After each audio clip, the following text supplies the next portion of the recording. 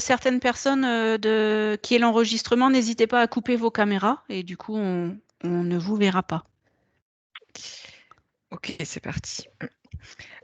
Juste un petit mot d'introduction. Donc, merci hein, d'être mobilisé pour ce temps aujourd'hui. Donc, juste pour vous rappeler un petit peu la démarche par rapport à ce temps, comme vous le savez, hein, France Asso Santé a dans ses missions l'accompagnement des représentants d'usagers dans les instances qui sont à la fois des instances réglementaires et aussi non réglementaires, hein, des groupes de travail, des certain nombre de commissions. Euh, et donc, voilà, la CRSA fait partie des instances importantes dans lesquelles il y a des représentants d'usagers.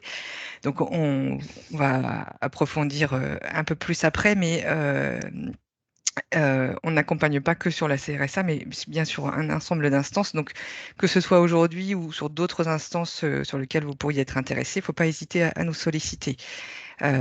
C'est extrêmement important de pouvoir être accompagné et de savoir voilà, dans quoi on s'implique, comment on trouve sa place et quel investissement ça demande. Donc, on a souhaité faire ce temps aujourd'hui plus spécifique à la Bretagne, hein, puisqu'il y a eu déjà un premier temps d'information sur ce qu'est la CRSA organisée par notre siège national. Mais voilà, aujourd'hui, si vous êtes là, c'est que potentiellement vous êtes intéressé pour vous impliquer. Donc, faut pas hésiter à poser vos questions et puis à nous solliciter même après cette visio si, voilà, si vous manquez d'éléments, si vous souhaitez des accompagnements plus précis, de façon à faire votre choix de postuler à la CRSA avec toutes les connaissances qu'il vous faut. Voilà, donc je vais relaisser la parole à Maude et puis voilà, n'hésitez pas à réagir et à poser vos questions tout au long de la visio.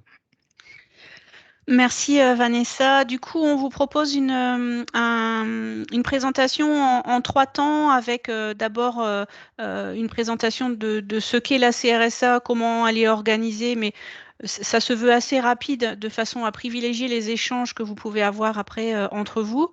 En deuxième temps, un petit question-réponse ciblé pour Francine et Pascal pour déjà voir un petit peu quel est l'engagement, pourquoi ils se sont proposés pour être à la conférence régionale de santé de l'autonomie. Et puis après, un gros temps justement où vous pourrez, avec les informations que vous avez eues là et que vous avez pu avoir par ailleurs, échanger avec les représentants qui sont déjà en poste et le président de la commission droits des usagers qui est avec nous aujourd'hui, Monsieur Claude Laurent. Donc voilà, je démarre tout de suite le partage d'écran. Hop. Est-ce que vous le voyez bien? Bon, j'ai pas de nom, donc je vais partir du principe que ça va. Ok, super. Du coup, j'ai essayé de cibler les principaux éléments qui pouvaient être importants. Donc, déjà, à quoi sert la CRSA? Donc, on nous dit que c'est un organisme consultatif qui travaille sur la politique régionale de santé. Elle fait plusieurs choses. Elle fait pas mal de propositions, notamment sur l'élaboration, la mise en œuvre et l'évaluation de la politique santé en région. Elle donne plusieurs avis, notamment sur le plan stratégique régional de santé. Elle a défini les territoires de santé. Je ne sais pas si c'est quelque chose que vous connaissez, mais les territoires de santé, c'est tout le périmètre des conseils territoriaux de santé, des groupements hospitaliers de territoire en Bretagne, puisqu'ils sont sur le même territoire, sauf dans le Finistère, puisqu'on a 2 groupements hospitaliers de territoire pour un conseil territorial de santé. La CRSA travaille aussi sur l'évaluation des conditions dans lesquelles sont appliqués et respectés les droits des personnes malades et donc des usagers du système de santé. Et puis, elle peut être aussi amenée à organiser des débats publics. Donc, voilà pour les grandes lignes assez rapides sur planter un peu le décor sur à quoi elle sert la CRSA et qu'est-ce qu'elle fait, ses principales missions. Dans le qui, on a les textes qui nous disent que ça peut aller jusqu'à 108 membres. Pour la Bretagne, on est à 95 membres. Et de ce que j'ai lu, c'est le nombre de membres dépend plus ou moins du nombre de départements en fonction de la grosseur des régions. Et ces membres, donc 95 pour la Bretagne, ils sont répartis en 8 catégories, donc on appelle des collèges, que je vous ai listés là. Donc on a le collège des collectivités territoriales, le collège des usagers, conseil territorial de santé, partenaires sociaux, offreurs de santé, acteurs de la prévention et éducation, organismes de la cohésion et de la protection sociale et des personnes qualifiées. Alors ils sont peu nombreux, hein, ils sont 2. Donc, on va plutôt faire un focus sur le collège usager, du coup, qui est lui-même, alors c'est le collège 2, qui est lui-même découpé en 3 catégories pour les membres. On a 8 personnes qui viennent, enfin 8 titulaires qui viennent d'associations agréées. On a 4 personnes qui viennent du champ des associations retraitées ou personnes âgées et 4 personnes qui viennent du champ des associations de personnes handicapées, dont au moins une qui vient plutôt sur le handicap enfant.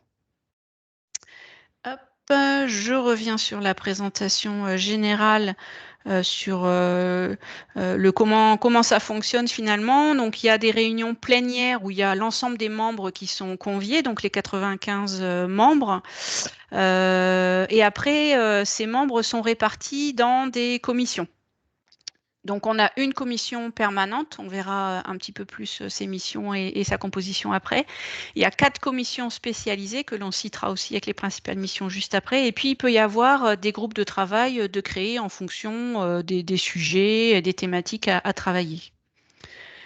Hop. Donc, sur plus spécifiquement les missions de ces 5 commissions finalement, parce qu'on peut considérer la permanente comme une commission également. La commission permanente, c'est plus, on va dire, enfin, je fais un très grand raccourci, on va dire un peu le bureau de la CRSA qui va préparer les avis sur le plan stratégique, qui va préparer le rapport, préparer les débats publics. Et cette commission permanente est composée du président, bien évidemment, des 4 présidents des 4 autres commissions. Et puis, il y a également 15 autres membres qui en font partie, qui sont du coup issus des 95 de la plénière. Ensuite, il y a une répartition par commission en fonction des thématiques. Donc, on a une commission qui œuvre plus sur la politique régionale de prévention, donc qui s'appelle la commission spécialisée prévention, CSP.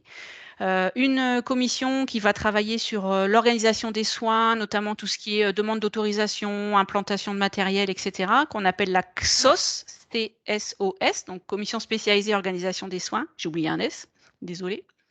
Une commission spécialisée qui va travailler plutôt sur l'évaluation des besoins médico-sociaux et d'analyser leur évolution, qui est la commission spécialisée dans la prise en charge et accompagnement médico-sociaux, donc CSMS, et puis la commission spécialisée dans le domaine des droits des usagers, la CSDU, qui va travailler notamment sur l'élaboration d'un rapport annuel sur l'évaluation des conditions dans lesquelles sont appliqués et respectés les droits des usagers. Et pour ceux qui sont en représentant des usagers en commission des usagers des établissements de santé, ça fait le lien avec les rapports annuels que vous faites tous les ans, puisque la CRSA, dans sa commission spécialisée dont on est en train de parler là, reçoit tous les rapports des commissions des usagers et en fait une synthèse.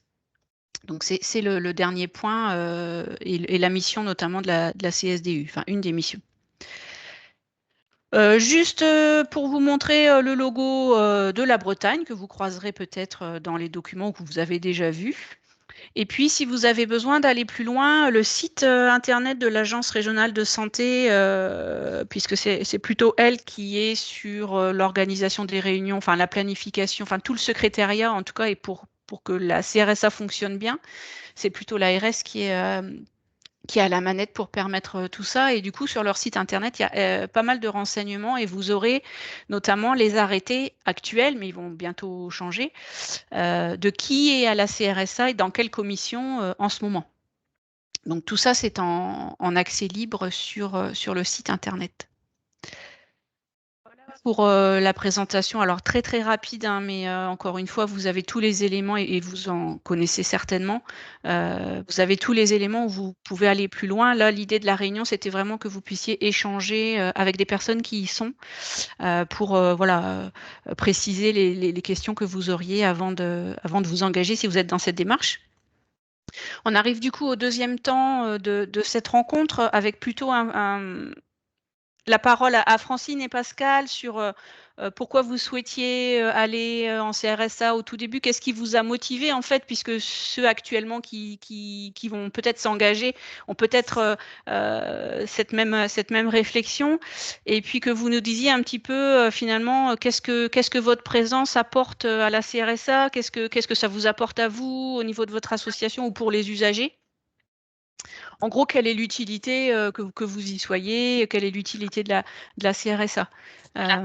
Excuse-moi Maud, il y avait Oui. une main levée, mais alors je ne sais pas si je la vois plus. C'était Michel Branchard, donc je ne sais pas si tu souhaitais poser une question par rapport à ta présentation.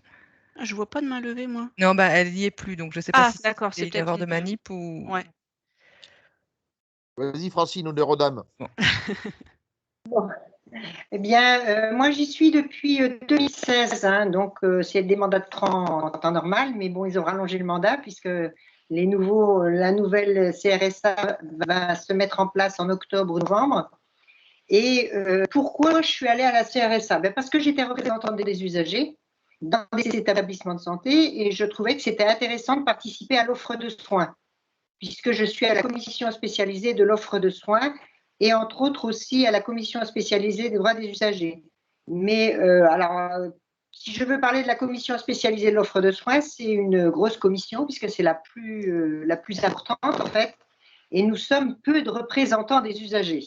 Donc au point de départ en 2016, c'était un petit peu compliqué quand je suis arrivée dans cette commission, parce que comme on est peu de représentants des usagers, en fait, on n'était pas tellement sollicité. Ce qui a beaucoup évolué au fil du temps. Oui. Est-ce que tu peux préciser, parce que juste pour les participants qui ne connaissent pas trop, si ma mémoire est bonne, c'est une quarantaine de membres qui font partie de cette commission spécialisée organisation des soins, et il y a 2 représentants des usagers. Alors, il y a 2 titulaires et 4 suppléants pour les associations agréées, mais ne peuvent participer à cette commission qu'un titulaire et un suppléant, le premier suppléant en principe. Et il y a un titulaire et 2 suppléants pour les associations de retraités et personnes âgées, et un titulaire et 2 suppléants pour les associations de personnes handicapées. Donc, ça fait 4 qui sont membres du collège 2. 4 titulaires, on peut être jusqu'à 8, puisque le premier suppléant peut participer. Mais il y a souvent que le titulaire, en fait, ou un suppléant. Au vu du nombre donc, de la... Parce que sur 40 membres... oui, c'est un peu compliqué. Mais bon, au fil du temps, d'ailleurs, premièrement, c'est vrai qu'il faut avoir un petit peu de temps de pratique pour être opérationnel. Et comme au point de départ, c'est vrai qu'on n'était pas très attentif à ce qu'il y avait des représentants des usagers autour de la table, ça a beaucoup évolué au fil du temps, puisque aujourd'hui, c'est vrai Pascal va le confirmer aussi, mais souvent ils demandent qu'en pensent les représentants des usagers. Mais aussi, c'est bien, alors ça prend un peu de temps, puisque on a quand même des dossiers à étudier en amont, et nous, l'important, c'est de s'assurer de l'offre de soins au plus près de la population. Justement, par rapport au dossier que tu citais, donc là, on est bien spécifique pour les personnes qui sont à la commission spécialisée organisation des soins. Est-ce que tu peux nous donner des exemples de thématiques de dossiers que tu es amené à étudier en amont du coup de la réunion et puis à donner ton avis le jour de la réunion? Eh bien, en fait, actuellement, on fait beaucoup, on change beaucoup de spécialités dans les établissements. On évolue en spécialité, entre autres beaucoup vers l'hôpital de jour. Actuellement, il y a des dossiers là, en psychiatrie qui sont en attente en hôpital de jour, qui vont passer à l'Axos justement du 22 juin. Mais c'est un changement de spécialité. Donc, à nous aussi de bien lire le dossier, mais de voir aussi comment sont répartis les professionnels. Parce que quand on est dans de la médecine générale et qu'on passe dans la médecine psychiatrique, ce n'est pas les mêmes spécialités et c'est bien de voir un petit peu si c'est bien réparti en fait au niveau des professionnels. Est-ce qu'ils ont eu des formations? Quelquefois, ce n'est pas toujours très clair dans les dossiers. D'accord. Donc, ce que tu nous dis, c'est que en fait, cette commission-là va donner des avis positifs ou négatifs sur telle ou telle spécialité, tel ou tel matériel qui peut être mis sur tel ou tel service, etc. Oui, c'est pareil pour la répartition du gros matériel. Mais la répartition du gros matériel, elle se fait en amont, puisque ça se fait au plan régional santé-autonomie. Il y a donc eu des groupes au niveau de l'ARS qui ont travaillé, dont je fais partie de certains groupes, qui ont travaillé aussi comment on va répartir, par exemple, les IRM, les scanners, tout le gros matériel. Il faut que ce soit équitable selon la population dans les départements. Donc là, on voit bien le lien. Oui. là, on voit bien le lien avec l'usager, enfin le patient qui est sur un territoire par rapport à là où il habite. On voit bien l'impact que ça peut avoir d'avoir des représentants d'usagers qui vont appuyer telle ou telle installation de matériel. Donc vraiment, moi j'ai le sentiment que c'est une instance, enfin une commission là qui travaille du coup pour faciliter l'accès aux soins et l'égalité d'accès aux soins sur le territoire finalement. Voilà, c'est ça. D'accord. Et en fait, en tant que représentant des usagers, moi, j'ai été confrontée quand même à certains dossiers dont, alors il faut faire attention, hein, parce que de ne pas se faire manipuler, entre autres, d'être appelé, par exemple, par des directions d'établissements, sachant qu'il y a des représentants des usagers dans cette commission, de nous solliciter pour appuyer plus tel ou tel dossier, mais ça nous permet aussi d'avoir plus d'informations parfois que ce qu'il y a dans le dossier. D'accord, oui, des précisions qu'ils n'auraient pas forcément mises. D'accord. Ok. Il y a aussi parfois 2 dossiers pour seulement un dossier qui doit passer, puisqu'il n'y en a qu'un de prévu sur le territoire.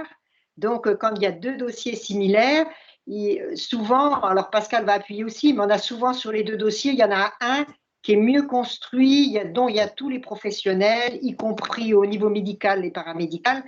Et c'est vrai que nous, usagers, si on avait un choix à faire, on fait abstraction du public-privé, puisque quand c'est en concurrence public-privé, c'est de voir comment va être pris en charge le patient. Et pardon, excuse-moi, je t'ai coupé, Maud. Non, t'inquiète, il n'y a pas de souci. C'est vrai qu'effectivement, nous, on essaye au maximum de regarder d'abord l'intérêt de l'usager. À la limite, alors je mets des guillemets en disant ça, ça nous importe peu que ce soit privé ou public. Nous, ce qui nous intéresse, c'est que l'usager soit soigné et soigné dans les meilleures conditions possibles.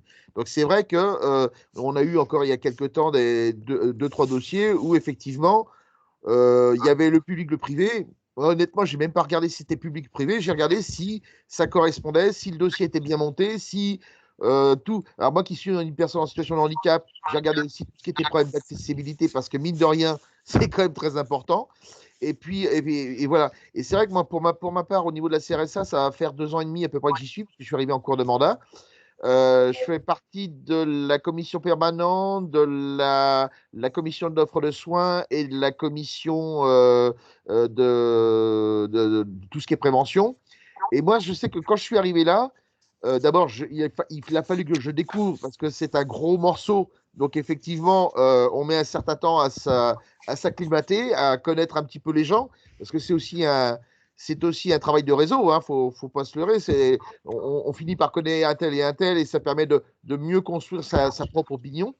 Et c'est vrai que moi, je pense qu'en tant que représentant de l'usager, dans un centre hospitalier, l'intérêt, c'est d'avoir une vision peut-être plus globale de la santé sur la région Bretagne. C'est-à-dire qu'on ne reste plus pas omnibulé sur notre entre guillemets, petit centre hospitalier, mais sur toute la politique de santé en Bretagne. Une autre dimension, quoi. Voilà, exactement.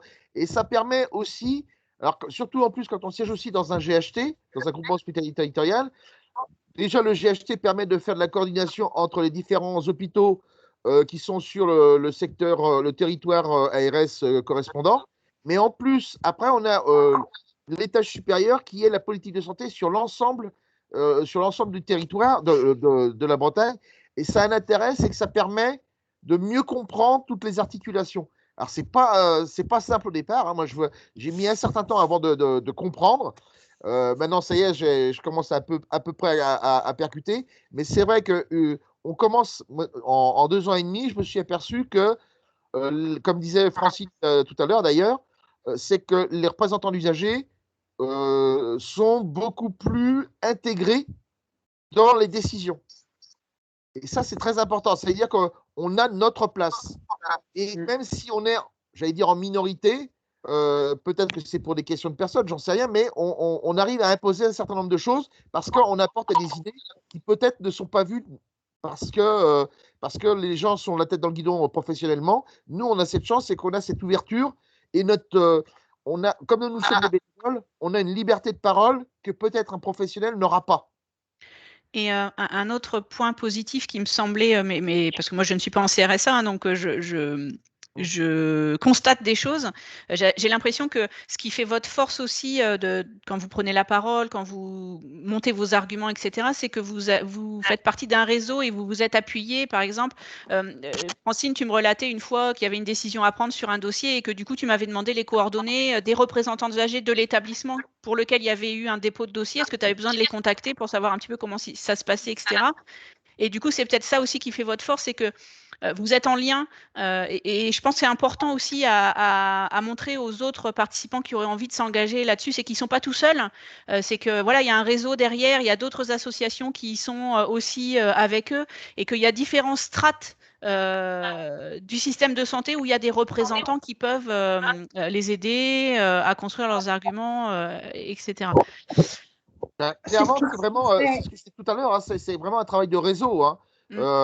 Donc, un réseau, ça ne se fait pas en un jour. Donc, il y a un temps d'adaptation. Moi, j'ai mis entre 6 et 8 mois pour vraiment commencer à vraiment bien appréhender les articulations. Parce qu'il y a aussi des luttes d'influence entre les professionnels, entre les divers syndicats professionnels. Donc, il faut comprendre ça. Et c'est vrai que ce n'est pas si simple que ça au départ. Hein. Mais après, c'est vrai que ça devient d'abord, personnellement, c'est très intéressant, il faut être honnête. Hein, on y a aussi notre intérêt personnel.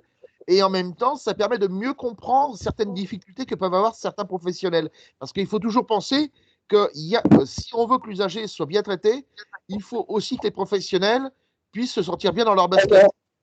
Il ne faut pas qu'on soit dans une opposition systématique. On est là pour construire, on n'est pas là pour détruire.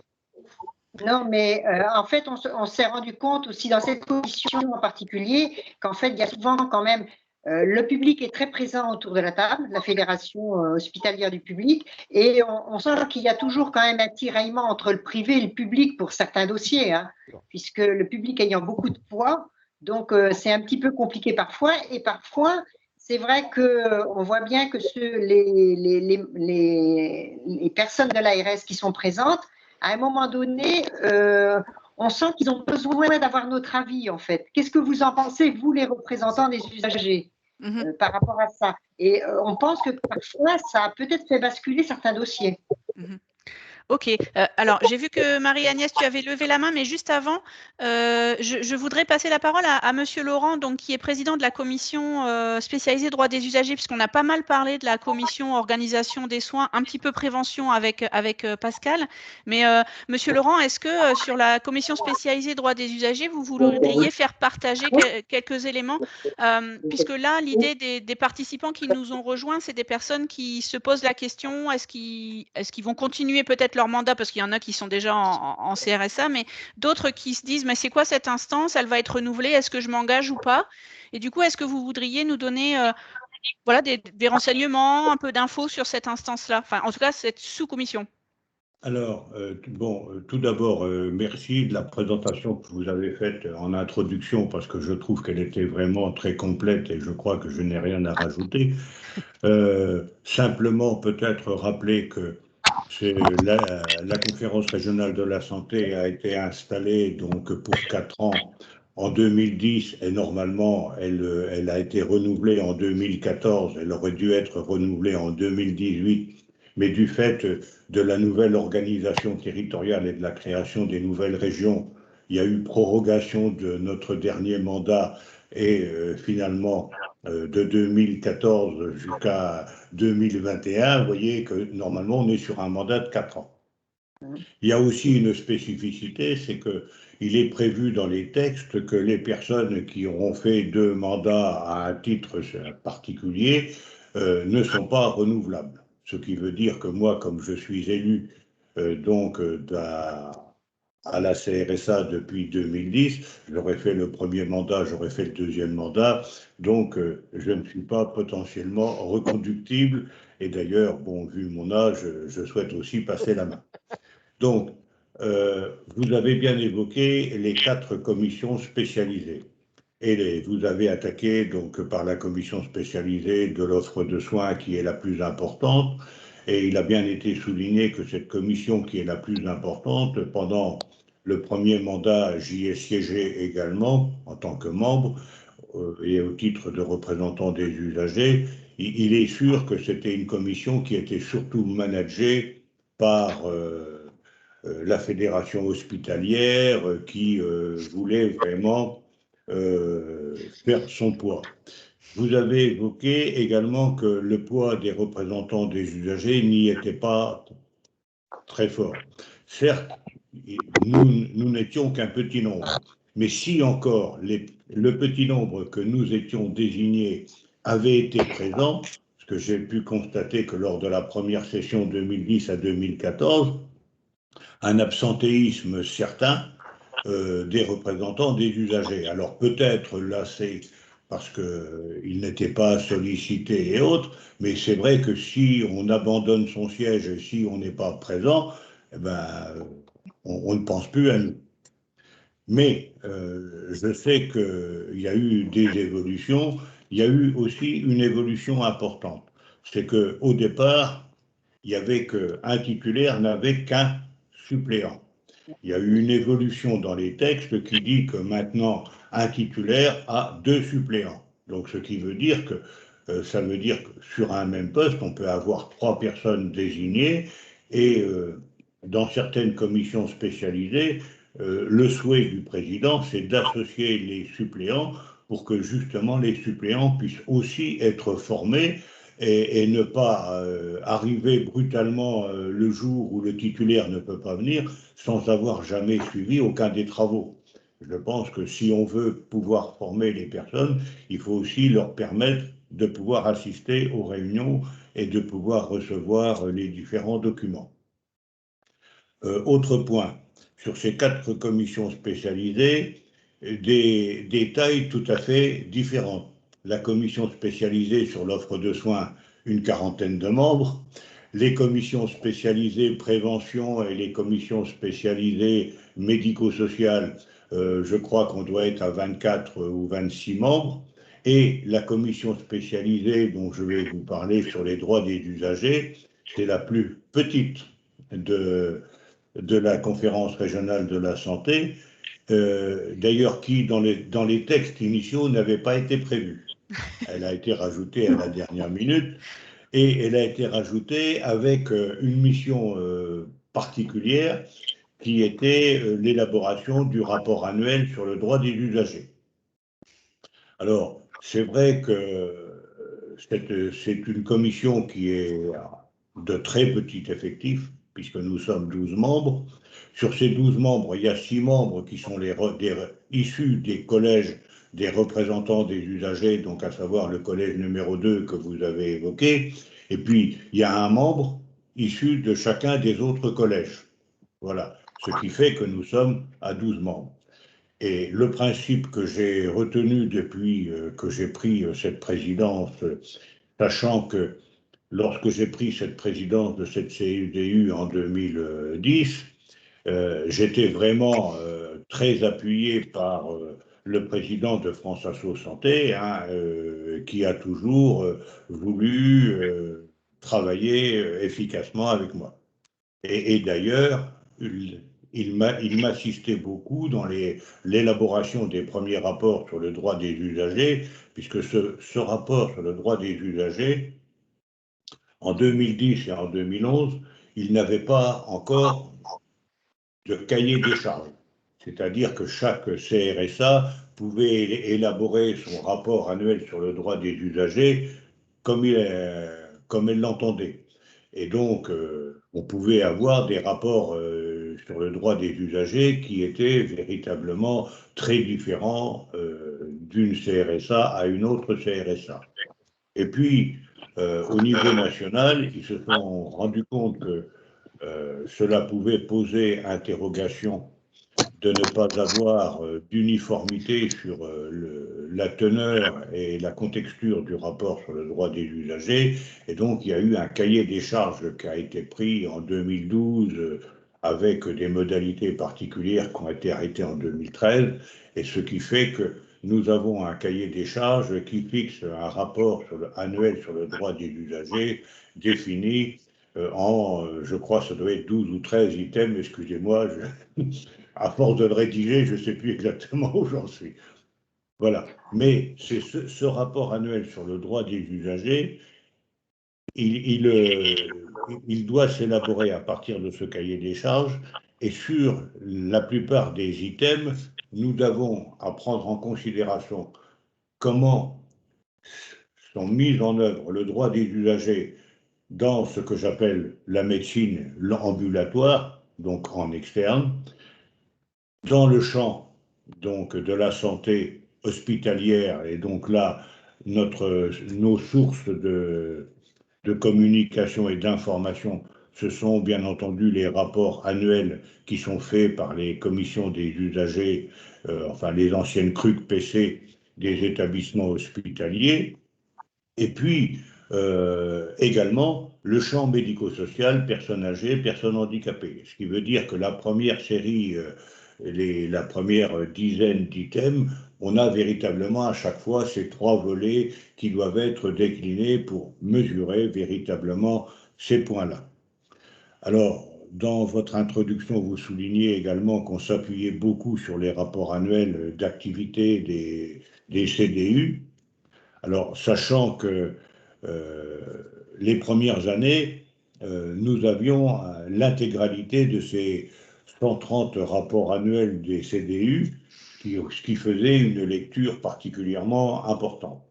Maintenant, là aussi, ces rapports annuels des CDU sont uniformisés dans leur structure, et nous n'en avons, nous, matériellement, que la synthèse en lecture au niveau de la CSDU. Mais notre mission première au niveau de la CSDU, c'est d'élaborer ce rapport annuel sur le droit des usagers. Et puis, depuis 2011, nous avons également hérité d'une autre mission. L'autre mission dont nous avons hérité, c'est la mission d'attribuer chaque année les labels sur le droit des usagers. C'est ainsi que, pour célébrer les 10 ans de la loi des lois de 2002, le ministère a souhaité en 2011 qu'il puisse y avoir dès 2012, je vais dire, des rapports annuels sur le droit des labels droit des usagers. Donc il y a eu un cahier des charges, et dès la première année, la région Bretagne s'est montrée à la hauteur, puisque nous avons eu dès la première année un dossier qui a été labellisé au plan national. Pour la petite histoire, c'est un dossier dont j'ai un grand souvenir, puisque c'était la mise en place au CHU de Brest d'une halte garderie canine pour les SDF. Vous voyez, pour permettre que les SDF puissent éventuellement aussi avoir accès aux soins, et que leur animal, enfin, leur chien puisse trouver. Il y a donc eu une halte garderie. J'avais trouvé ce dossier particulièrement bien, et je me suis battu pour qu'il aille au national, et il a été labellisé au national. Donc c'est aussi notre deuxième grande mission. Et puis bien entendu, nous avons également tout un tas de missions annexes qui sont comme toutes les autres commissions spécialisées sur le droit des usagers, de pouvoir participer, d'émettre des avis, de pouvoir préparer des travaux pour les commissions ou groupes de travail, puisqu'il y a donc de nombreux groupes de travail qui ont été mis en place au niveau de la CRSA. Vous voyez, c'est une commission qui est peut-être la plus petite en effectif, mais je pense qu'elle a encore toute sa place.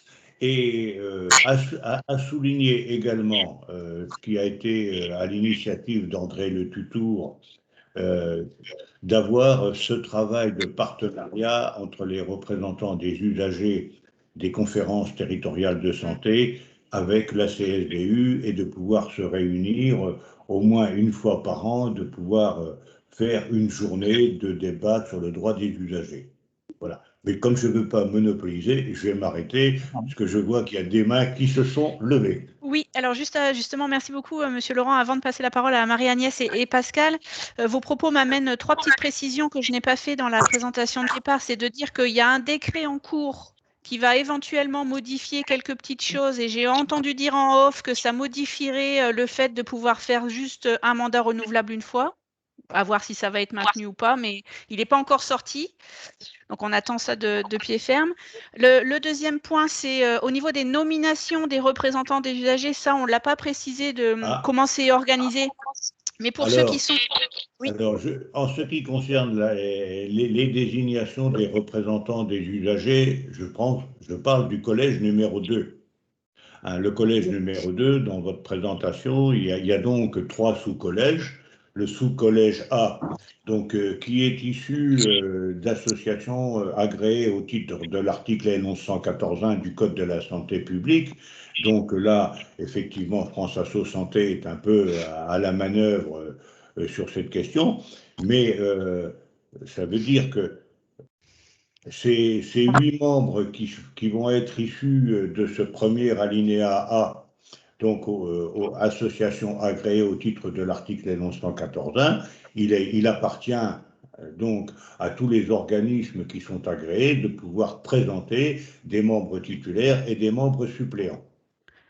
En ce qui concerne l'alinéa B, c'est-à-dire les représentants des usagers qui doivent être issus des personnes, des collèges des personnes âgées. Alors, ces représentants des usagers sont à proposer par les commissions départementales de la citoyenneté et de l'autonomie des départements de la région. Alors, il y a 4 membres à proposer par ces CDCA au titre des représentants personnes âgées. Alors, on a de la chance en Bretagne parce que nous avons 4 représentants à désigner et nous n'avons que 4 départements. Pour d'autres régions, c'est plus complexe quand il y a 5 ou 6 départements pour se concerter. Alors, c'est-à-dire qu'en région Bretagne, c'est chacune des CDCA, donc des Côtes-d'Armor, du Finistère, de l'Ille-et-Vilaine et du Morbihan, qui vont devoir pouvoir proposer via leur CDCA donc un représentant personnes âgées avec les 2 suppléants. En ce qui concerne l'alinéa C, les représentants des usagers pour les personnes en situation de handicap, nous avons les mêmes procédures, à savoir, ils doivent être proposés par les CDCA.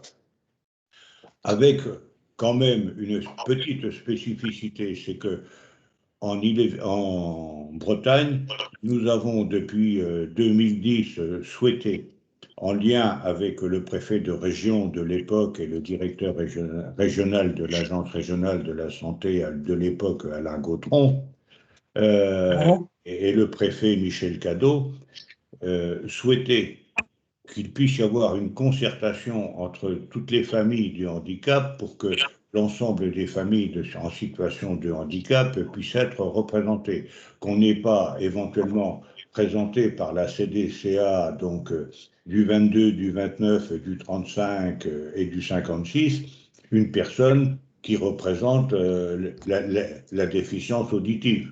Vous voyez ? Donc il faut que véritablement on puisse avoir l'ensemble des familles en situation de handicap qui puissent être représentées. Aussi, la mission a été confiée, cette mission de coordination a été confiée à ce que j'appelle le comité d'entente Handicap Bretagne. Alors ce comité d'entente Handicap Bretagne, j'en assume la coordination et l'animation. Voilà. Mais je concerte avec mes collègues des collectifs départementaux pour justement qu'on ait véritablement une présentation qui soit vraiment finalisée, qu'on ait bien tous les champs de personnes en situation de handicap représentés. Est-ce que j'ai été suffisamment clair ? Oui, je préciserai juste que pour ceux qui viennent, donc les 8 premiers qui sont sur le volet association agréée, donc c'est bien l'association agréée qui propose son candidat et c'est l'agence régionale de santé qui va envoyer l'appel à candidature. On a eu un message hier où ils nous ont précisé qu'ils attendaient du coup la sortie du décret pour pouvoir lancer cet appel à candidature. Et du coup, ça va être comme pour les commissions des usagers, pour ceux qui l'ont déjà fait, ça va être une grille à remplir avec vos coordonnées, vos mots motivation personnelle, la motivation de l'association à présenter ce candidat, donc son adhérent finalement, et puis signature des deux. Donc du candidat et de l'association. Je peux me permettre peut-être aussi de préciser que comme on risque à certains moments d'avoir plus de candidatures que de postes à pourvoir,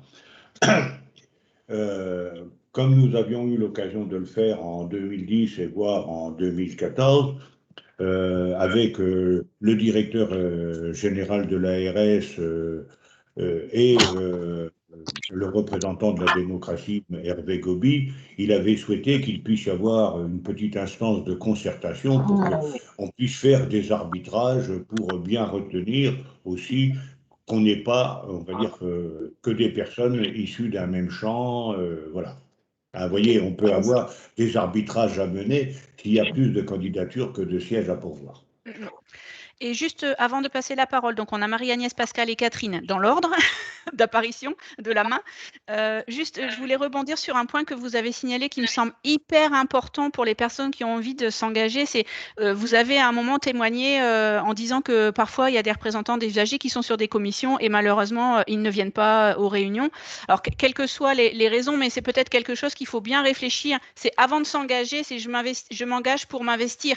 C'est-à-dire que je m'engage pour être à la plénière, mais je vais peut-être aussi être sur une commission spécialisée et du coup avec du travail à faire. Donc c'est pas je m'engage pour avoir éventuellement ça sur ma carte de visite, enfin si je peux me permettre. Du coup on va pas. Oui, vous vouliez compléter, Monsieur Laurent? Non, allez-y, hein, c'est bon. Hein. D'accord. Du coup, l'idée, c'est de passer au temps important, mais c'est volontaire, avec l'échange avec les participants. Donc, Marie-Agnès, je te laisse intervenir. Ah, j'ai l'impression que ça bug. Ouais. Marie-Agnès, tu nous entends? Alors, que je me rappelle, moi, ce que je voulais dire, vous m'entendez? Moi, et tu m'entends? Oui, ça grésille un peu, mais… Ouais, moi, je suis désolée, mais j'ai pas mieux. Non, je voulais juste dire que sur l'intervention de Pascal et Francine, quand ils parlent de faire réseau, c'est très, très important. Parce que nous, quand on est dans nos instances, par exemple, moi, je suis à France Asso Santé, ben, on voit bien, on a des informations et tout qu'on n'a pas autrement. Et c'est pas toujours facile quand on redescend dans nos territoires, quand on se retrouve avec des personnes qui savent pas forcément ce que c'est que de faire réseau et qui sont là, ça on en trouve partout, hein, malheureusement, et qui sont là pour leurs personnes ou pour leurs associations. Et quand j'entends Monsieur Laurent qui parle, que je connais depuis quand même pas mal d'années, je ne sais même pas de quelle association il fait partie. Parce qu'il n'en parle jamais. Et, voilà. Et ça, c'est ça qu'il faut. C'est le jeu du collectif. Hein? C'est le jeu du collectif. Il fait partie. Ben voilà, mais ça s'apprend. Et malheureusement, il y a beaucoup de gens qui ne savent pas le faire. Et c'est bien dommage. Voilà. On va essayer de mettre en place de l'accompagnement pour réussir à faire réseau, à travailler en réseau. Voilà. Merci beaucoup, Marie-Agnès. Alors, on a donc Pascal, Catherine, Michel, Francine, Jean-Yves. Pascal? Alors, ouais, donc je vais revenir un petit peu sur ce qu'a dit Claude par rapport… Merci, au revoir. Ce qu'a dit Claude sur les labels. C'est très important parce qu'en fait, je donne un exemple concret. C'est l'année dernière, l'hôpital de Fougères a reçu le label régional sur la fondation d'une maison des usagers. Aujourd'hui, on s'aperçoit que l'ARS est en train de proposer un projet justement pour développer les maisons des usagers sur la Bretagne, dans les centres hospitaliers.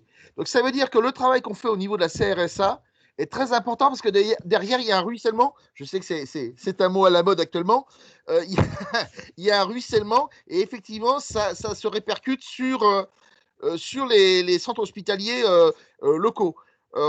Depuis qu'il y a eu cet appel d'offres, on a déjà 3 personnes qui nous ont contactés, 3 centres hospitaliers qui nous ont contactés pour pouvoir visiter et voir comment ça fonctionnait. Donc, c'est vraiment important. C'est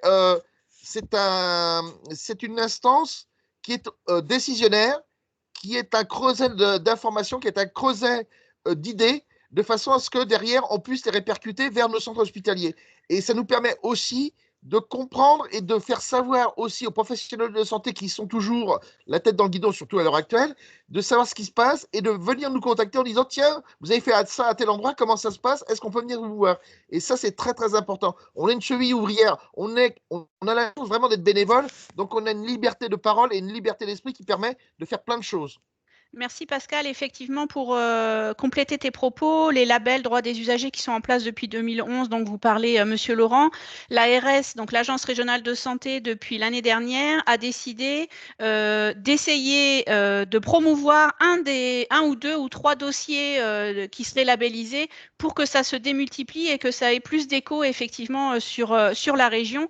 Et ce qu'ils ont retenu pour cette année, c'est effectivement la promotion et l'installation des maisons des usagers ou d'espaces des usagers, en tout cas des permanences que peuvent faire les bénévoles dans les établissements de santé. Et du coup, ils ont fait un appel à projet avec des fonds dédiés pour ceux qui réussiront à répondre à cet appel à projet-là, pour aider les établissements et les associations, les représentants des usagers à mettre en place ces dispositifs-là. Vous pouvez retrouver tous les labels qui ont été validés, enfin labellisés en région, mais aussi ceux qui viennent de la région et qui passent au national et qui sont labellisés au niveau national. Vous pouvez tout retrouver sur le site internet de l'Agence régionale de santé. Ça peut vous donner plein d'idées, hein, parce qu'on parle de quinzaines de dossiers à chaque fois, de projets hyper intéressants qui sont faits sur les établissements, mais aussi d'autres structures, d'autres associations. On avait en troisième intervenant qui voulait prendre la parole, Catherine. Oui, je voulais juste compléter. Oui. C'est que nous avons cet après-midi une réunion de la CSDU. Nous avons 23 dossiers qui postulent au label. Vous voyez? Oui, parce que normalement, c'était il y a eu un délai agrandi parce qu'avec le Covid, ça n'avait pas été évident pour les structures et l'ARS avait accepté de donner plus de délai. Donc, ça veut dire que voilà, il y a des dossiers qui ont réussi à se monter par le délai ajouté, quoi. Donc, super. 23 dossiers, oui. Catherine ? Oui, bonjour. Bonjour. J'aurais besoin d'éclaircissement. Je suis suppléante à la CRSA dans le cadre d'une désignation par la CDCA du 22. Je n'ai pas reçu d'arrêté de nomination. J'ai reçu par contre une convocation pour une CSDU, alors non pas celle d'aujourd'hui, mais la précédente. Donc, je ne comprends pas bien, et sans avoir fait de demande par rapport à cette commission. Donc, je voudrais savoir, après nomination, comment s'effectue le choix dans les différentes commissions. Et puis, je voudrais également savoir quelle est la durée de mon mandat. Est-ce qu'il s'arrête en fin d'année ou est-ce qu'il s'aligne sur celui de la CDCA? Quelqu'un veut répondre entre Monsieur Laurent, Francine ou Pascal? Oui, ou d'autres qui sont aussi à la CRSA, hein? Alors, tout d'abord, effectivement, la spécificité donc des mandats et des durées des mandats pose toujours difficulté. En effet, selon les collèges, on a des personnes, par exemple pour les personnes qui sont issues des élections régionales, des élections départementales, des élections municipales, eh bien, je vais dire que les personnes ne peuvent pas être obligatoirement désignées au moment obligatoirement où on va renouveler la CRSA. Donc, c'est vraiment un peu une complication pour l'Agence régionale de la santé et pour la mise en place de la CRSA.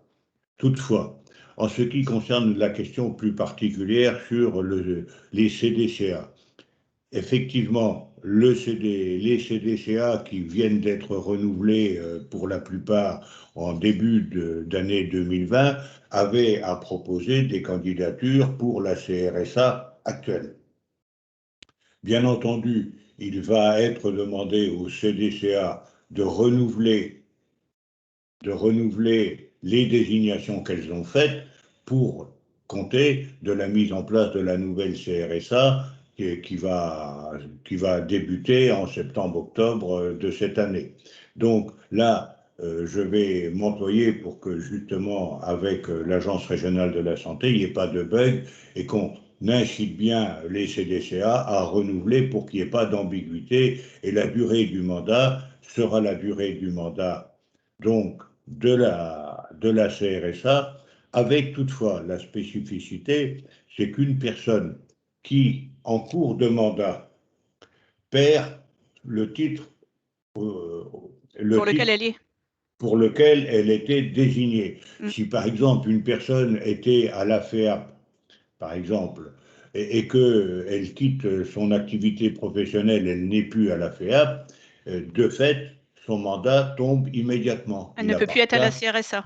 Voilà, c'est le cas également, par exemple, quelqu'un qui représentait la FHF, par exemple, je prends le cas de M. Buron-Fosse, le jour où il est arrivé en retraite, il n'a pas pu continuer à représenter la FHF. Donc, ça veut dire que la FHF a donc dû proposer quelqu'un d'autre. Voilà. Vous voyez, la question des mandats et des titres que l'on détient pour pouvoir siéger. Alors, il y avait une autre question par rapport au témoignage de Catherine, c'est qu'une fois que les membres sont nommés dans les 95 membres qui font partie de la plénière, comment la répartition se fait dans les commissions? Parce que là, elle est dans la commission CSDU sans forcément avoir fait quelque chose. C'est-à-dire que la première installation de la CRSA, on va effectivement solliciter des volontariats pour siéger dans telle commission spécialisée ou dans telle commission spécialisée. C'est pour ça d'ailleurs que l'on peut trouver des personnes comme par exemple Pascal, il l'a cité tout à l'heure, qui peut se retrouver dans 2 ou 3 commissions spécialisées, quelquefois par défaut de personnes qui sont volontaires. Parce que l'idéal, ce serait que tous les membres de la CRSA puissent intégrer une commission spécialisée. Mais il y a des personnes pour lesquelles ils sont à la CRSA, mais qui ne souhaitent pas du tout intégrer une commission spécialisée. Donc, c'est vraiment un travail qui se fait après l'installation de la CRSA, où à ce moment-là, les personnes font acte de candidature pour rejoindre, et en fonction des effectifs, eh bien, il y a un vote qui est proposé. Ce vote, d'ailleurs, est organisé collège par collège, puisque dans les compositions des commissions spécialisées, les répartitions sont bien collège par collège, ou sous-collège par sous-collège. Comme vous l'avez évoqué pour la commission offre de soins, on est bien, pour les représentants des usagers, c'est bien spécifié sous-collège et sous-collège.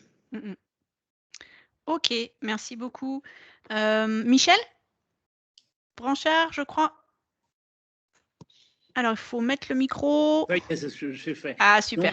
Donc, moi, j'ai une question très pragmatique. En moyenne, il faut faire combien de réunions par an et à quel endroit? Alors, combien de la réunion plénière? C'est combien de réunions? Alors, je vais vous répondre méchamment, monsieur.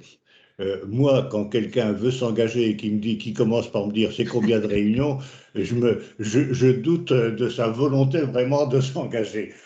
Non, oui, alors, ça c'est pour la petite blague. Oui, non, moi je vais vous répondre, si vous permettez, c'est que moi je ne m'engage pas sans savoir où je vais. Les voilà, gens tout à fait. Bon, à mon avis, ce sont des gens qui ne sont pas conscients ou qui s'engagent à la légère. Et je peux vous dire que je fais partie d'un certain nombre d'associations et je suis tout à fait... Non, mais je ne voulais pas vous vexer. Non, le nombre de commissions donc, de la CRSA, on va être au maximum à 4 réunions dans l'année, même ça peut être même quelquefois que 3, mais il faut également que vous preniez en considération que les personnes vont également pouvoir potentiellement être retenues également dans une commission spécialisée, et chacune des commissions spécialisées va se réunir entre 3, 4 fois. Alors, ça peut être plus si, par exemple, au niveau de l'AXOS, de la commission spécialisée offre de soins, il y a beaucoup de dossiers à traiter qui peuvent amener à rajouter des réunions. à devoir se réunir plus fréquemment.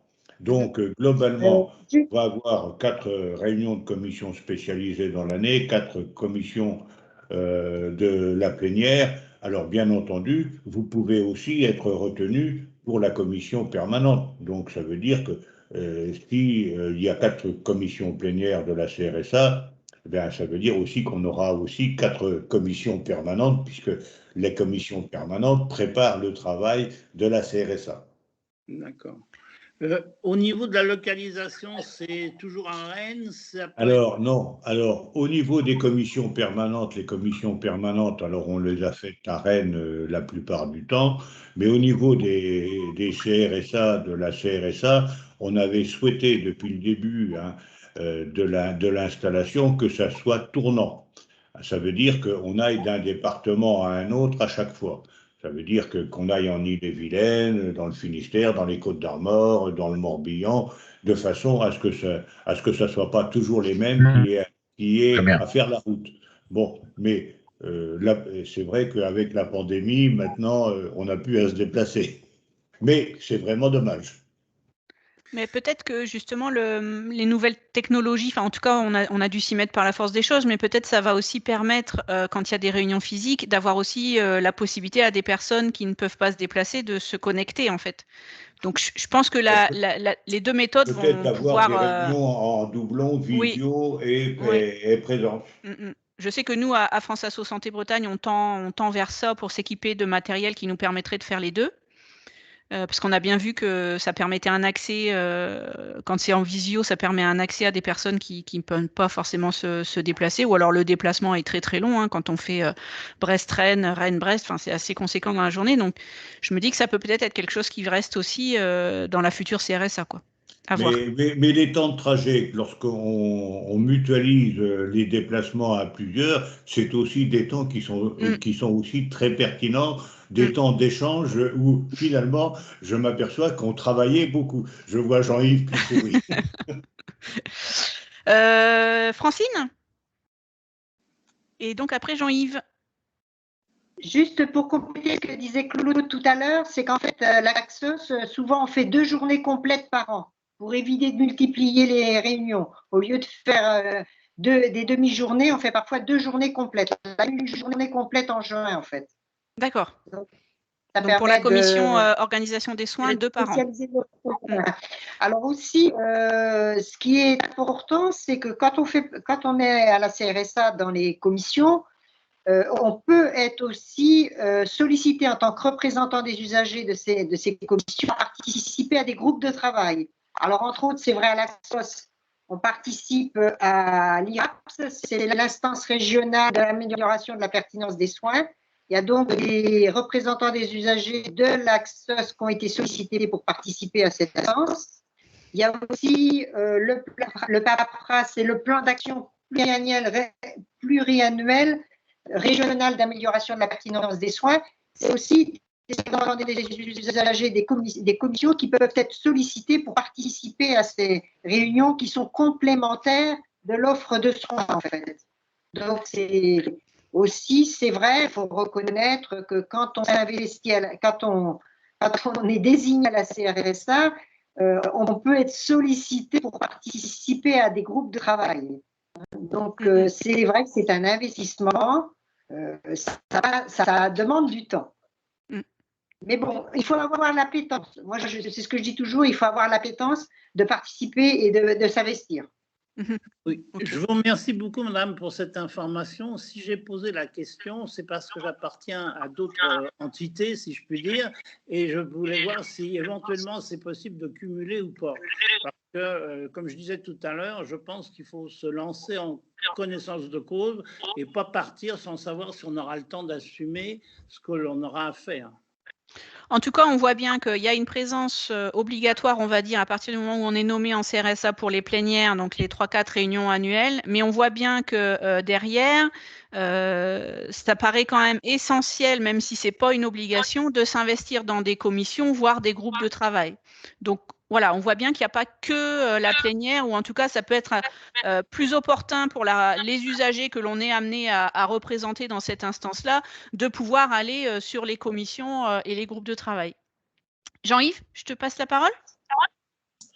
Eh bien, la transition est faite. Moi, je voulais dire que postuler pour siéger qu'à la CRSA pour avoir son nom, et c'est bien, mais c'est insuffisant. Pour moi, lorsqu'on fait l'appel à candidature, il devrait y avoir aussi dans quelle commission les gens souhaitent s'investir. C'est pour moi indispensable d'être investi dans les commissions. C'est là que se fait le travail et se fait les orientations de la région.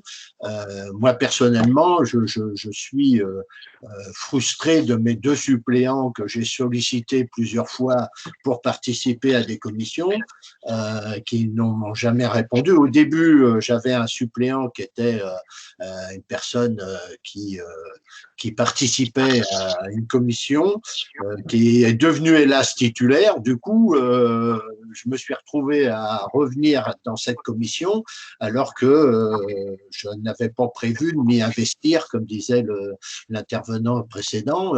C'est là que c'est un peu dommage parce que j'ai sollicité les 2 représentants plusieurs fois.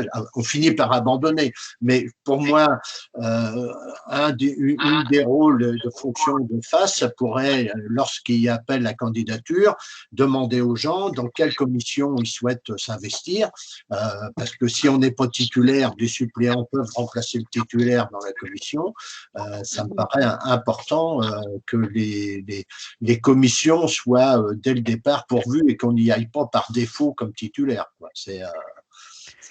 Ça montre bien, parce que s'il y a dans le trinôme le titulaire et les 2 suppléants, s'il y en a un, voire 2 qui s'engagent moins, ça montre bien la difficulté aussi de l'autre. Donc, c'est vraiment cet aspect collectif que l'on a développé tout à l'heure, cet aspect réseau que l'on a parlé tout à l'heure, notamment aussi avec le témoignage de Marie-Agnès, qui est hyper important à réussir à créer. Alors, on essaye de le créer dès le départ.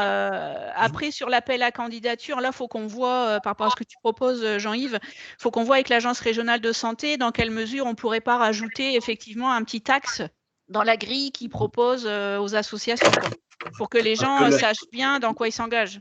Dans le passé, le CIS avait fait une liste, c'est face aujourd'hui, avait fait une liste avec les personnes qu'elle soutenait dans la candidature à la CRSA.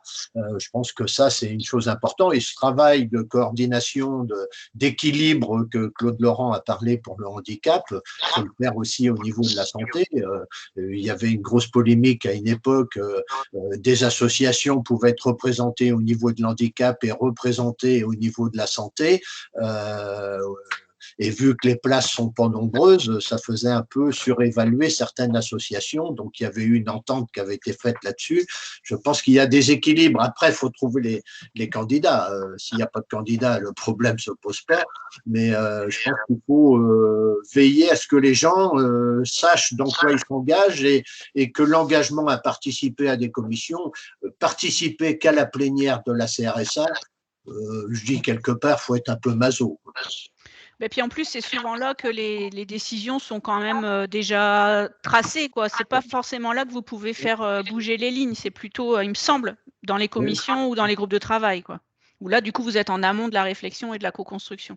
Juste, Jean-Yves, tu fais partie d'une commission. Toi, ce serait bien que tu en parles un peu.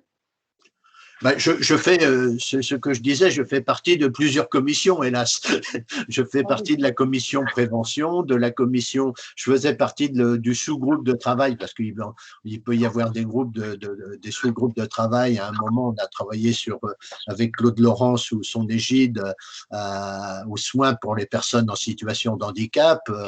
Il y a eu des choses, des sous-groupes qui se sont ajoutés. Ça demande, et c'est là qu'on peut insuffler ou qu'on voit les orientations. Pour moi, c'est là l'intérêt de travailler parce que c'est là que se brasse et qu'on peut essayer d'infléchir les décisions de l'ARS. C'est certainement pas en plénière de la CRSA, quoi. En tout cas, les participants qui sont là aujourd'hui, du coup, vous entendez bien ce que ça demande et vous pouvez aussi vous-même vous faire relais dans vos associations si vous savez qu'il y a des personnes intéressées, de bien leur donner l'information. N'hésitez pas à à les envoyer vers nous, puisqu'on a les deux webinaires, enfin les séminaires là en ce moment qui sont enregistrés, et celui de Paris, enfin celui du siège de France Asso Santé avait aussi été enregistré. Donc ils peuvent voir les replays, c'est quand même quelque chose d'assez pratique. Donc n'hésitez pas à faire relais dans vos associations. Jean-Jacques, tu voulais intervenir? Faut que tu mettes ton micro. Jean-Jacques, faut que tu mettes. Voilà, c'est bon. Ouais, ça roule. Bonjour à tous. Non, je suis pas candidat. Moi, je suis un peu comme Claude. Je suis pas has-been, mais je risque d'être atteint par la limite d'âge. Il n'y en a pas là dans cette instance-là. C'est à la CEPAM qu'il y a une limite d'âge. Oui, mais là, pareil. Non, mais je suis tout à fait d'accord, moi, avec les propos de Jean-Yves et puis des précédents interlocuteurs et de toi, Maud, en ce qui concerne l'engagement qu'on a. Parce que moi, je suis désespéré, effectivement, de voir notamment la CRSA, parce qu'on veut être gentil avec nos absents, quoi. Mais c'est vrai qu'à un moment donné, les représentants d'usagers, on n'est pas bon, mais ce n'est pas eux qui sont responsables. Ce sont les associations qui désignent et qui ne suivent pas les personnes qu'ils ont proposées. Parce que c'est quoi qu'on dise, moi je ne raisonne pas en termes du nombre de réunions, parce que personne n'a dit ça. C'est le temps de réunion et l'engagement dans des commissions et le travail à côté, il y a plein. C'est vrai, quand on est représentant d'usagers dans un hôpital, on dit oh ben non, il n'y a que 4 réunions dans l'année, mes pieds.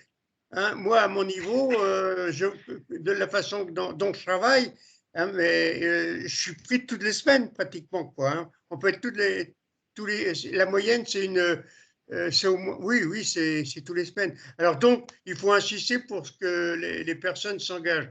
Alors concrètement, les candidatures, parce qu'il y a combien de représentants d'usagers numériquement parlant?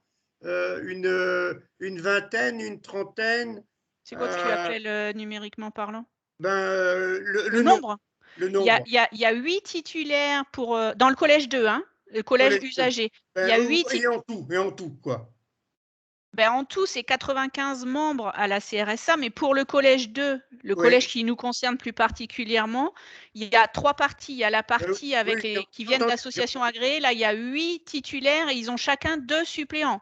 Ouais, 8. D'accord, donc ça fait quand même déjà pas mal. Ça fait 24. On les a ou pas actuellement? Il y a combien? Alors, je reviens donc à donc ta question, c'est est-ce qu'il y a des postes vacants en ce moment à la CRSA actuelle? Il me semble qu'il y a des postes vacants. Il y a quelques postes vacants, effectivement. Ah ouais, c'est un peu comme dans les conférences de territoire. Ah non, je pense que c'est pire dans les conseils territoriaux de santé. Enfin, des arrêtés que j'ai vus passer rapidement, j'ai l'impression qu'il y a plus de postes vacants sur les conseils territoriaux de santé qu'à la conférence régionale de santé et de l'autonomie. Mais encore une fois, ça ne veut pas dire que le poste est pris et que la personne s'investit. Voilà, c'est peut-être 2 niveaux aussi. Alors, tout à l'heure, tu nous disais qu'il y avait une trentaine de personnes inscrites pour ce webinaire-là d'aujourd'hui.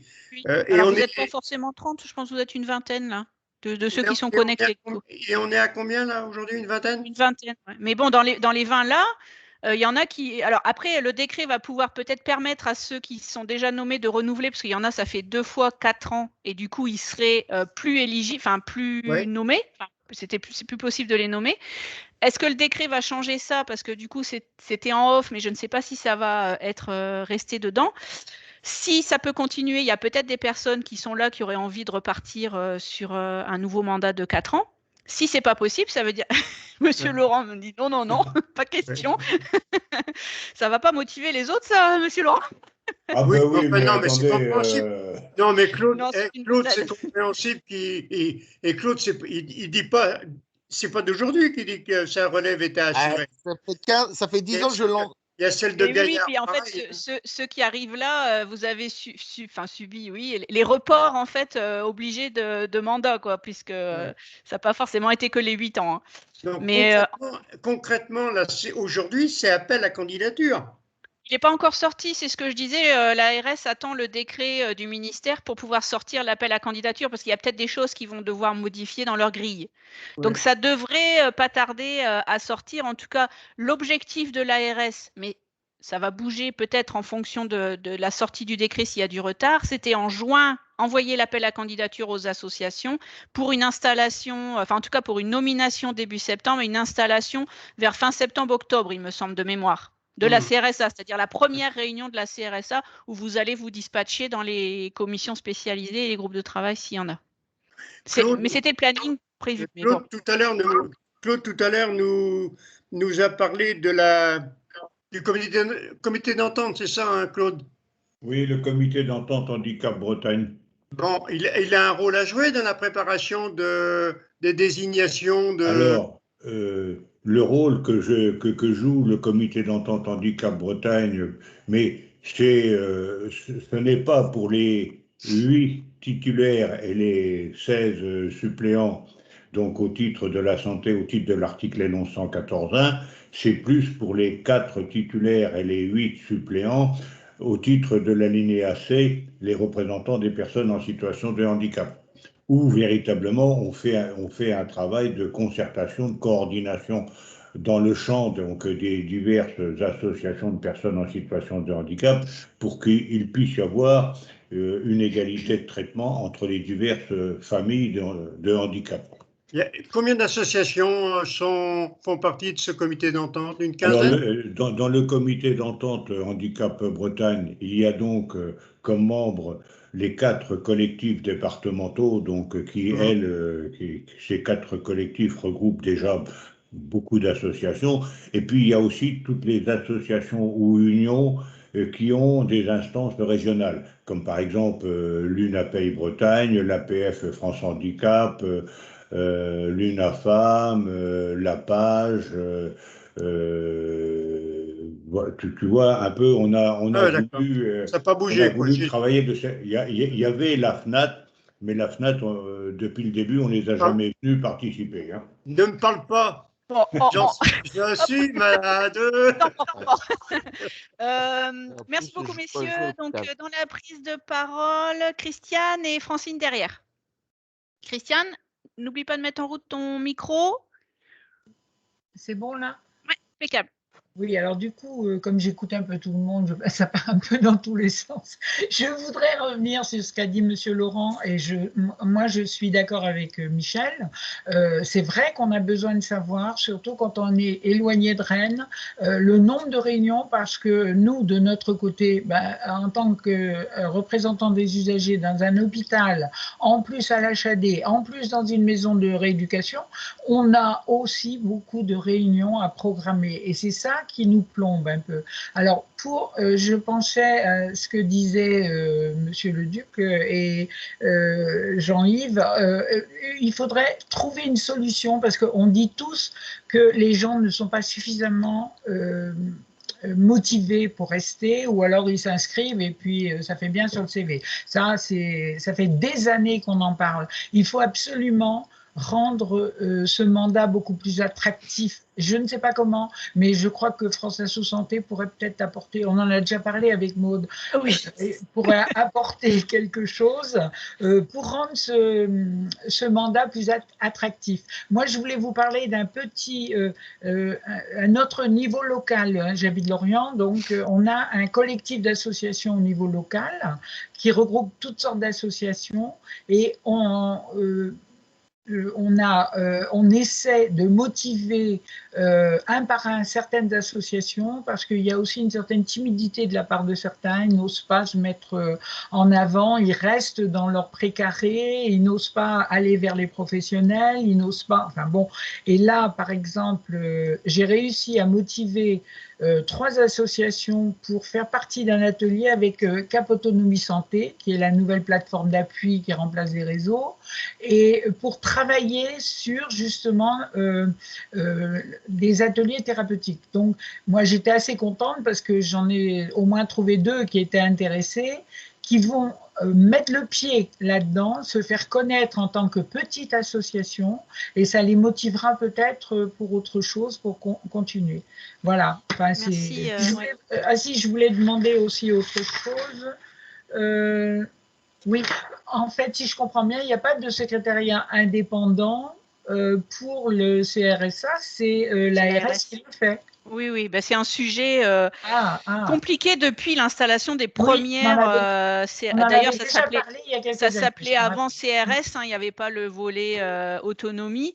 Et d'ailleurs, c'est en lien avec la CNS, la Conférence nationale de santé, qui, elle, du coup, n'a pas pris le volet autonomie, puisque sinon, ça faisait CNSA. Il y a déjà une autre instance qui s'appelle pareil. Enfin bref, c'est un peu le problème des sigles. Bref. Depuis le début de l'installation, et ça a été aussi un combat du CIS, le collectif interassociatif, c'était l'ancien France Asso Santé pour vous faire court, ça a été un combat de dire il faut absolument des CRSA indépendantes, y compris sur l'organisation du secrétariat, etc. Donc dédier un temps de travail plutôt que ce soit, enfin en tout cas donner un fond de fonctionnement plutôt que dédier du temps de travail ARS. Mais là, ça n'a pas été le cas jusqu'à présent. Donc oui, et organisation, c'est CRS, c'est ARS. Dieu sait si les deux présidents en exercice se sont battus sur ce sujet-là pour que justement il y ait un budget de fonctionnement qui puisse être alloué à la CRSA. D'ailleurs, il y a eu un budget de fonctionnement d'ailleurs qui a été alloué à la CRSA, mais qui ne couvre que éventuellement les charges d'organisation des réunions de CRSA, éventuellement les charges de repas et autres. Mais on avait aussi souhaité qu'il puisse y avoir également des moyens en termes de secrétariat ou que les personnes puissent être réellement affectées et ne soient pas des personnels dédiés de l'Agence régionale de la santé. Bon, alors on n'a pas réussi. Bon, voilà. Et ça a été fortement réaffirmé par France Asso Santé lors des contributions au Ségur aussi. Juste une petite précision parce que Christiane, avant de passer la parole à Francine, Christiane, tu as abordé le fait que France Asso Santé pouvait peut-être faire quelque chose pour essayer d'aider l'implication, la motivation des personnes dans ce mandat-là. Juste une petite précision, on a des réunions début juillet avec vos présidents d'associations. Enfin, en tout cas, on va leur proposer de venir et c'est pour essayer de réexpliquer un petit peu, pas forcément que pour la CRSA, hein, c'est pour toute instance où il y a des représentants des usagers, d'essayer de faire en sorte que l'association, en tout cas les représentants qui nomment des bénévoles, soient un petit peu plus au clair sur à quoi ça engage. Et puis le rôle de l'association et la responsabilité de l'association, parce que c'est elle qui a l'agrément et c'est elle qui nomme la personne. Donc à un moment donné, il y a quand même une responsabilité derrière. Et ça rejoint ce que disait aussi Jean-Jacques, comme on entend souvent des personnes qui se retrouvent en réunion et ils nous disent « Ah bah non, mais mon association m'a envoyé là, m'a dit que c'est que 4 réunions dans l'année. » Donc on essaye là au mois de juillet et c'est aussi en lien. Et on prend de l'avance et on essaye d'anticiper au maximum les futurs mandats renouvelés en commission des usagers qui vont avoir lieu mi-2022. Donc, on essaye vraiment d'anticiper au maximum de façon à ce que les présidents puissent mettre dans leur assemblée générale de fin d'année, par exemple, ou leur conseil d'administration, des systèmes d'information où soit c'est eux qui l'informent, soit c'est France Asso qui peut venir prendre un temps pour expliquer ce que c'est, etc., pour éviter que les personnes s'engagent sans vraiment comprendre ce qu'il y a derrière, parce qu'il y a quand même un enjeu énorme. On est porte-parole des usagers, on défend leurs droits, donc si déjà on ne connaît pas leurs droits, c'est compliqué pour les défendre. Et puis si on n'est pas présent ou si on est présent, on ne dit rien. Enfin, il y a tout ce qu'on a déjà évoqué depuis tout à l'heure. Hein. Donc voilà, effectivement, on essaye, on prend cet angle-là, on verra bien si on réussit à essayer d'améliorer un petit peu les choses. Excuse-moi, oui. Mais dans certaines associations, les présidents sont tellement éloignés de ces problèmes pragmatiques que je sais que dans certaines associations, il y a des référents ou des correspondants. Oui, alors c'est pas que le président, hein. J'ai fait un raccourci, mais ça va être les présidents ou les personnes qui s'occupent de la représentation des usagers. Oui, tout à fait. Très bien. Francine, tu voulais… Oui, je viens de ressortir mon dossier. En fait, c'est pas 2016, c'est depuis 2014. Tu vois, les années passent. J'ai fait 2 mandats presque, puisqu'on est rendu à 7 ans. D'accord. Et puis, je voulais dire ce que disait Claude tout à l'heure, c'est important. En fait, on peut partager entre titulaires et suppléants. Moi, à la CSDU, je reconnais, je ne participe pas toujours, mais quand je ne participe pas, c'est ma première suppléante, c'est Marianne Surget qui participe. Par exemple, cet après-midi, Marianne ne peut pas être là, c'est moi qui va participer. Parce que je pense que c'est important de pouvoir déléguer pour ne pas être à toutes les représentations des commissions. Quand on est dans… Parce qu'on est titulaire, moi j'étais titulaire de la CSDU et de l'AXOS en fait. C'est tout l'intérêt d'un travail en trinôme où vraiment il y a un partage et d'informations et des dates, parce que si les suppléants n'ont pas la date, ben, c'est difficile de suppléer. Si le titulaire, ça peut être de la veille, voilà, de la veille, il y a un accident ou quoi que ce soit, le titulaire ne peut pas y aller. Si le suppléant n'a pas noté la date et bloqué dans son agenda, c'est tout un système de travail ensemble qu'il va falloir continuer à mettre en place pour ceux qui l'ont déjà, mais peut-être aussi insister sur ceux qui seraient nouveaux une fois que la CRSA sera installée, quoi. Non, mais les suppléants reçoivent les dossiers. Hein.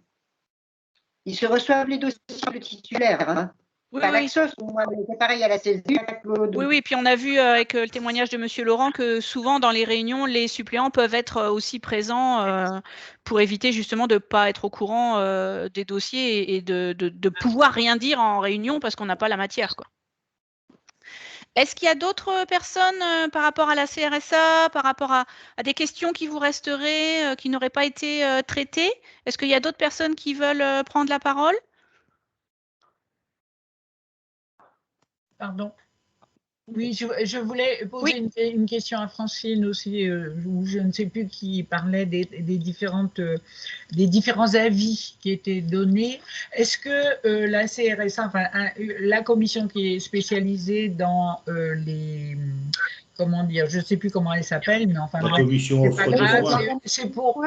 Celle dont Francine parlait tout à l'heure. Est-ce que vous avez un avis sur les centres médicaux de santé qui s'ouvrent un petit peu partout et aussi sur comment dire, l'étendue des HAD qui sont en train de se développer et qui vont se développer encore plus maintenant avec la pandémie qui a mis en avant justement l'HAD, donc c'est très bien, mais est-ce que vous avez un avis à donner à ce niveau-là?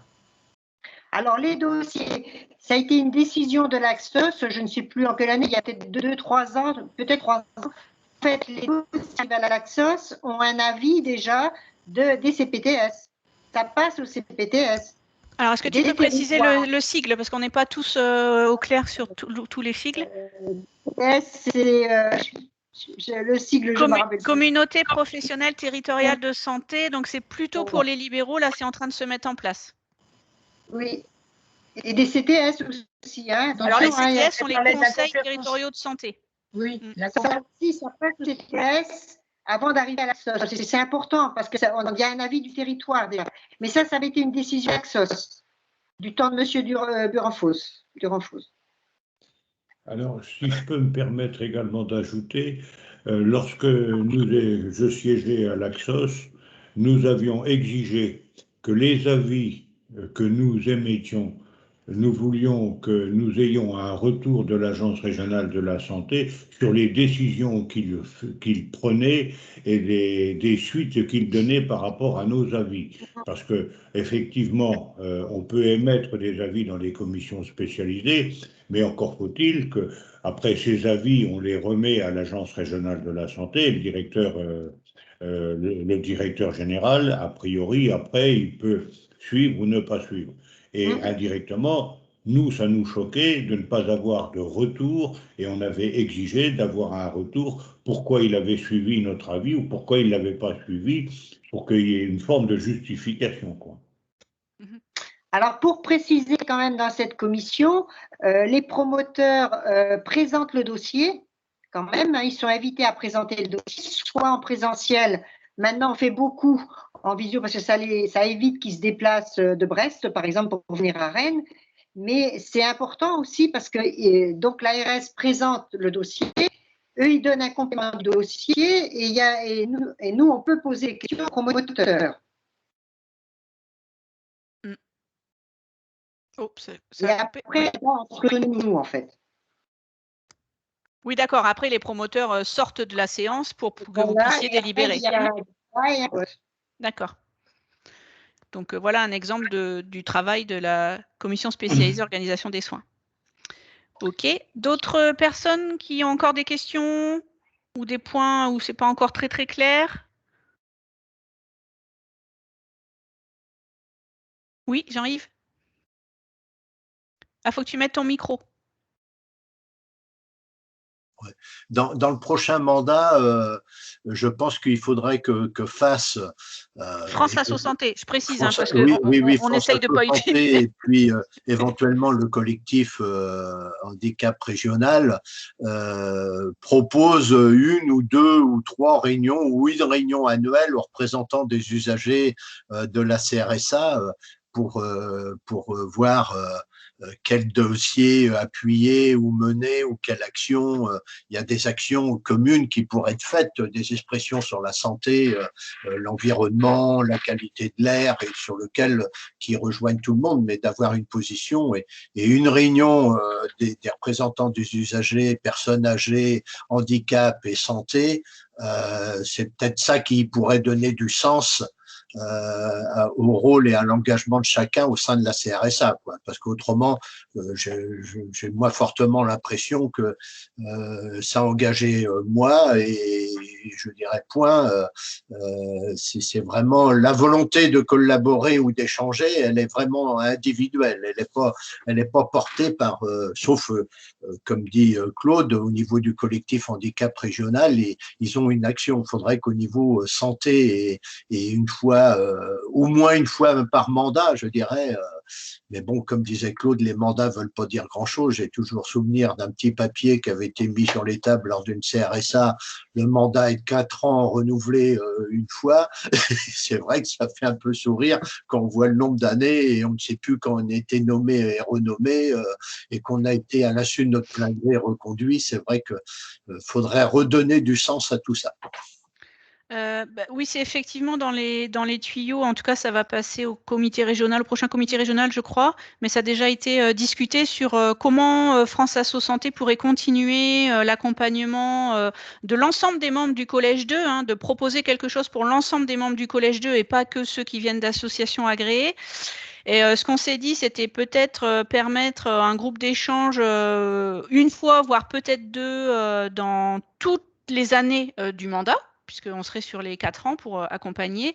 Et on est aussi en train de voir comment, une autre possibilité qui pourrait être prise aussi, c'est de se rapprocher des régions limitrophes, c'est-à-dire Normandie, Centre-Val de Loire et Pays de Loire, pour que là, il y ait des échanges par représentants des usagers par commission, c'est-à-dire que ceux des 4 régions qui seraient à la commission spécialisée offre de soins puissent se réunir pour échanger peut-être une fois par an. Donc là, on a pris des contacts avec les autres régions. Voilà, en tout cas, c'est dans les tuyaux. On essaye de voir ce qu'on pourrait construire et ce qui paraît le plus pertinent et faisable.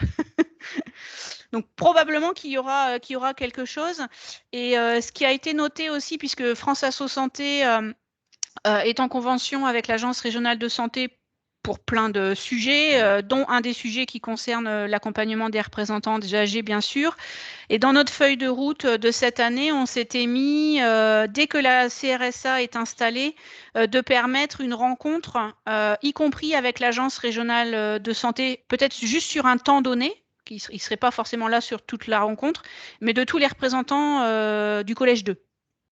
Donc, ça sera du coup, que ce soit par rapport à notre feuille de route ou une stratégie en dehors, à mon avis, ça va être proposé. C'est juste, voilà, quand, comment, ça c'est encore à revoir. Et puis, on attend aussi ce fichu décret qui ne devrait pas tarder à sortir pour voir comment on peut articuler aussi tout ça, en fonction de ce qui est décidé dans le décret. Est-ce qu'il y a d'autres propositions, questions? Juste pour dire que je ne suis pas repartant pour un nouveau mandat. Je pense que même si le décret veut bien. Ça fait petit, ça. Hein.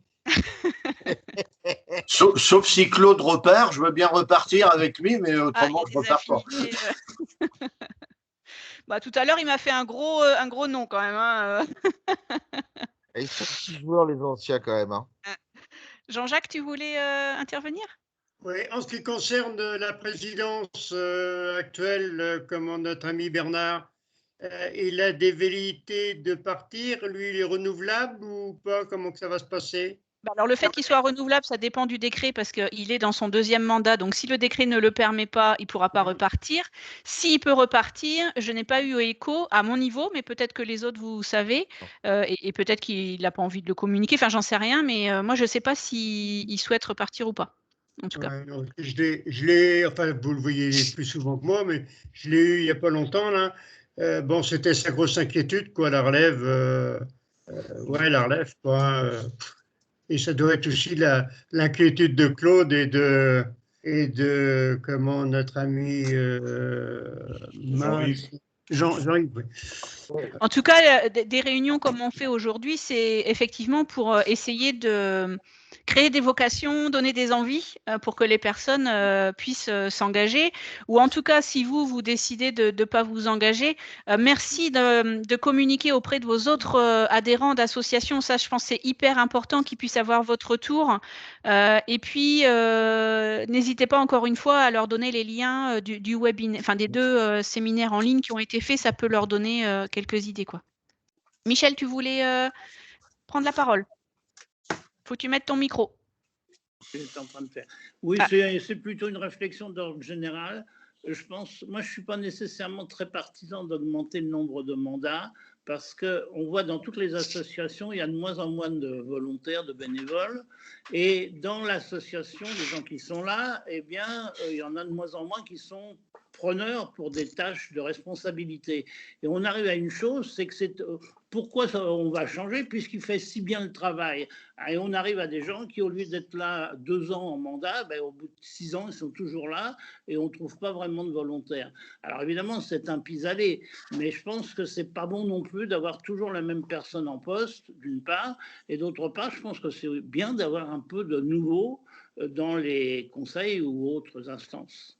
Oui, mais je pense que c'est très personne dépendant, hein. Moi, j'ai des présidents qui ne savent pas déléguer et qui, du coup, sont très contents, enfin, ont une certaine satisfaction à dire je suis là, regarde mon agenda, etc. Donc, je pense qu'il y a un petit peu de tous les cas de figure qu'on peut rencontrer, hein, de toute façon. Oui, mais c'est pas ce que je veux dire. Par exemple, dans une association, tu as un secrétaire, un président, etc. Eh bien, tu trouves de moins en moins de gens volontaires pour être président. Alors, il y a des structures associatives qui, alors ça, c'est pas beaucoup connu. On peut être en structure, c'est aussi une structure associative loi 1901, donc avec comme celle qui est président, trésorier, secrétaire, il y a la formule collégiale où en fait il n'y a pas du tout. Ça peut être plusieurs personnes en fait, et ça peut être intéressant de s'organiser en collégial quand c'est compliqué d'avoir une relève président. Quoi. Enfin, voilà, juste un petit détail, mais on sort du sujet, mais. Quand une association a des statuts, théoriquement, c'est pas. Bah, tu les changes, hein, tu fais une assemblée générale extraordinaire.